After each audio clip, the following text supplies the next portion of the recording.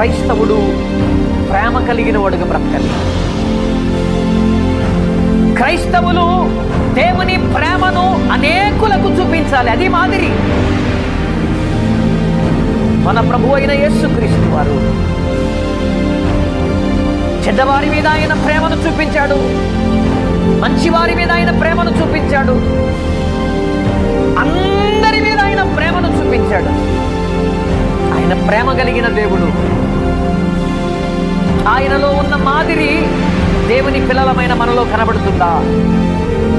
ఆయన చూపినటువంటి మాదిరి ఆయన ప్రజలమైన మనలో కనబడుతుందా?